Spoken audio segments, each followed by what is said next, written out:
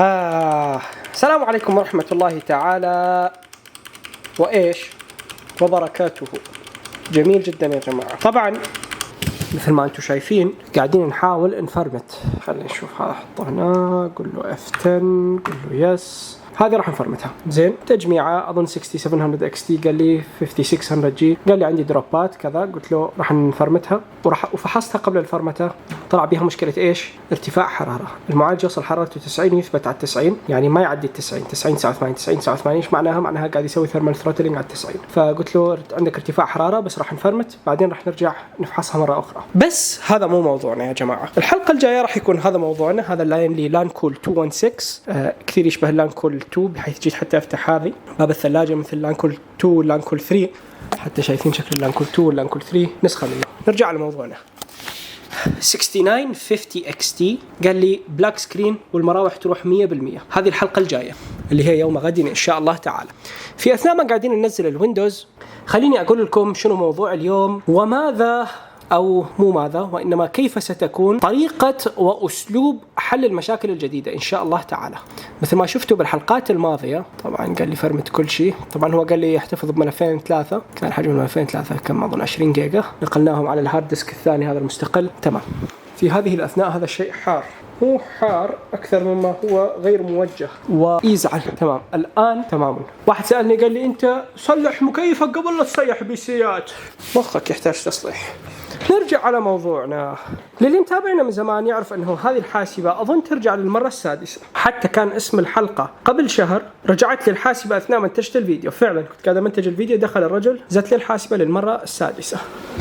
راح أقول للمرة المليون لأنه هذا شعوري. زين، تيجي هنا تقول له Event Viewer Windows Logs System، بعدين نجي نكبرها ناخذ راحتنا. زين، هاي 26/5 ما لنا علاقة بها لأنه اليوم 26/5. 21/5 قال لك TPM ما لنا علاقة بها. زين، احنا ايش نقدر نسوي؟ تقول له رايت ماوس فلتر كرنت لوج، تجي هنا تقول له بس اريد الايرور، تقول له اني تايم، تقول له اول يوزرز، تقول له اوكي. هذه ديت تايم. زين، كبر هذا الشيء. 26/5 هاي اليوم، 22 يوم اللي جاني فما لنا علاقة به. نرجع هاي تاريخ 20 ايضا ما صار شيء. تاريخ 16 تشوفوا هذه. زين، بج تشيك. خلينا نشوف هذا شنو. الدمب was saved. اوكي. rebooted from a bug check. اوكي، هذه اظن هذه مهمة، نسوي لها كوبي ونسدها. تي بي ام هذه ما لنا علاقة بها. secure boot. event log ايضا مو شيء. bug check ايضا. اوكي، لاحظوا هذه مهمة. اوكي، تي بي ام دبليو ام اي bug check مرة اخرى، فمعناها انه هذه هي فعلا اللي قاعد تسبب المشكلة. زين، الآن نروح على جوجل نقول له Event ID 1001 Bug Check، نشوف شو يقول جوجل. نجي هنا Event ID 1001 Bug Check. حلو مثل ما توقعت يا جماعة، قرأتوا بعض الكلمات على السريع. جميل جدا. خلينا نشوف هذا ايش صار له. اوكي، في النهاية قال Graphic Card. هنا الأخ قال associated to the graphic card driver or the graphic card itself. الفكرة كلها انه هذا السيستم ما بيه graphic card يا جماعة، فاضي، بس معالج به integrated graphics. شايفين مروحة المعالج تفتر، وزع البطارية يسوي فوكس. يسوي فوكس ولا لا؟ إلا تسوي فوكس. ممتاز جدا. شايفين هذا ال 5600G بالمناسبة نفس هذاك المعالج اللي كنا قاعدين نفرمت عليه الويندوز. نرجع على موضوعنا. خلينا نقرأ شوية. outdated driver أو hardware، يعني إما software أو hardware. طبعا ما أفادك، هذه كلها غير مفيدة. طحط الغباء. faulty hardware problematic drivers and related software issue أيضا ما أفادك. طبعا إحنا BIOS update سوينا وميموري بدلنا corrupt system files فرمتنا. إذا استمرت المشكلة راح أبدأ أبدل المعالج. بس الفكرة كلها أنه أنا بيدي الحاسبة ما تطفي، شغلها 10 دقائق ربع ساعة. يعني انتم شايفين هذا استخدام، يعني هذا الآن قاعدتي على الحاسبة استخدام للحاسبة. مع ذلك أيضا لا أدري. زين، خلي نحفر شوية أكثر. Volume Manager dump file creation failed. أوكي، هذه ما تفيدنا. unexpected هذول TPM-WMI ما تفيدنا. هذه ما تفيدنا. هذه شنو؟ version incorrect أيضا ما تفيدنا. event log ما تفيدنا. ما تفيد. هذه bug check أحسن واحدة، ومع ذلك هم مو مفيدة. زين، خلينا شو نسوي. زين، جاني اتصال يا جماعة، روح اتصال وارجع. زين، نرجع على موضوعنا يا جماعة. بج تشيك. خلينا نرجع على بج تشيك مرة أخرى ونقول له ايش عندنا. تعال على ميموري دمب، روح على سي ويندوز ميموري دمب. تعال على هذا الملف، روح على this PC سي ويندوز ام ام ام ام ام. هو كاتب لي ميموري. اوكي بعيني باش اسوي هنا. تجي تقول له هوم فيو هيدن ايتمز ايضا. فالمفروض يا اين ذهبت؟ اذا تعال على ميني دمب. اوكي تاريخ 16/5 هذه اخر واحدة. ايش راح اسوي انا؟ راح اعمل هالشكل. راح اقول له open with، اقول له more apps، اقول له notepad دوت دي. خلينا نكتشف اشياء جديدة معاكم. انا قاعد اتعلم يا جماعة. دوت دي ام بي فايل انالايزر. خلينا نشوف. هذه ما اريدها سبونسرد. زين خلينا نتعلم من مايكروسوفت نفسهم. شو يقولون؟ you can analyze using WinDBG and other Windows debuggers. اوكي بعدين هنا شو يقول؟ هذه راح نجربها الان، وخلينا نجرب هذه نشوف الجماعة ايش يقولون. وهاي اي لغة ان شاء الله. توكل بالله معواد. اوكي هذه ايش راح نسوي لها؟ قول له داونلود. خلينا نشوف شكوش ماكو. ويكي هاو مع انه هذا مثل موضوع يعني كل من هب ودب يكتب به، بس احيانا يقولوا لك معلومات مفيدة. WinDbg بريفيو. لهذا امس انا بحثت عن WinDbg. انا ليش ما رحت مباشر على WinDbg؟ لانه WinDbg مكتوب انه موجود بالويندوز بس هو مو موجود بالويندوز. قاعد تشوف ولا ما قاعد تشوف؟ اوكي شوف انا افضل انزل هذا على انه انزل هذا. واي اي دونت نو. زين اريد اشوف هذا الاخ شي يسوي. هم راح يقول لي اشتري البرنامج مالته دوت ميموري. والله عجبني شكله صراحة. حلو جميل جدا. حلو جميل جدا. بعدين تعال هنا المفروض ديبج. حلو خلينا نشوف. add data file this PC C Windows mini dump. جيب هذا احدث واحد ولا هذا احدث واحد؟ ما فرقت. سفاضيلك انا قاعد نتفلسف. استغفر الله العظيم ربي. وعنا كل شوي قلنا ما راح نستخدمه بس يلا. اوكي هو هذا فعلا.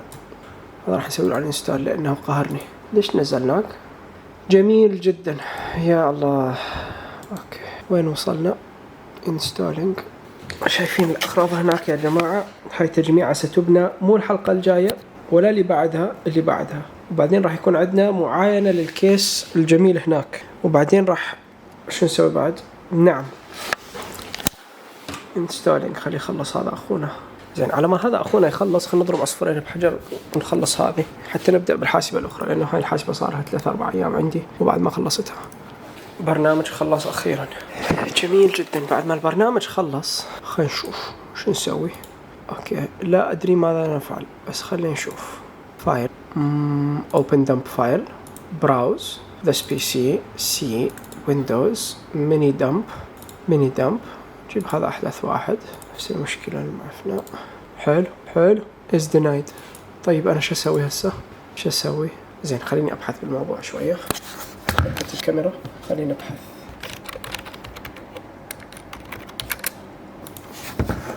يقول تجي هنا تقول له يس، تقول له بروبرتيز، تقول له سكيورتي، تقول له هالشكل، تقول له هالشكل، تقول له المفروض الكل. نشوف هسه اشتغل ولا لا. يسمونه اسامة الوحش. فالان قاعد يعمل ديبج. الان قاعد احس نفسي هكر يا جماعة. من يوم رايح يسموني العبد الفقير الهكر. راح ابدا اتفلسف بعد شوية. هاي دير بالك اخوف انا. زين على ما يخلص هذا الاخ خلينا نخلص هذاك الشيء. خلص جميل. جيب هذا الشيء مالنا لا ننسى نعطيه زبون. لو تعرفون كمية الواي فايات اللي وزعناها على العالم. زين المفروض اصلا عنده واي فاي الرجل apparently not working. ممتاز. زين اول شيء حتى لا اضيع وقت راح اشبك هذا الشيء وارجع له الملفات اللي اخذناها منه. الواي فاي اشتغل. خلنا نشبك على الانترنت. جميل. وبعدين خلينا نبدأ بالويندوز ابديت. وبعدين ايش راح نسوي؟ ننقل له الملفات اللي قلنا عنها. this PC new volume E. هذا وهذا. حلو ملفين. جميل جدا. ويندوز ابديت على راحته. خلينا ننزل الدرايفر مال الكرت حتى نروح نتفرغ لهذيك الحاسبة على ما تخلص الميني دمب اناليسيس. يخلص الدرايفرات والنقل والويندوز ابديت كلهم مرة واحدة ونخلص. زين خلي هالشكل. اوكي نرجع على موضوعنا احنا. زين انا صراحة اكون معاكم صريحة اول مرة استخدم البرنامج لا زال قاعد يسوي ديباجينج. زين هاي ايش معناه؟ خلينا نحاول نفتهم. والله صراحة يا جماعة لا ادري. خلينا نبحث عن هذه رام. ولو احنا بدلنا الرام فهذه حركة جيدة.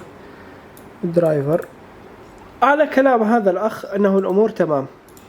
ايه فعلا، يعني انت من تجي على هذا يقول لك انه سبب البلو سكرين هو الانتي كيرنل ام بي، وبعدين من تبحث عن الانتي كيرنل ام بي يطلع هو سبب البلو سكرين اللي الزبون كان قاعد يشتكي منه، وبعدين الانتي كيرنل ام بي قاعد يقول لك انه السبب هو الرامات، وبدلنا الرامات بدون ان نرجع الى هذا الشيء.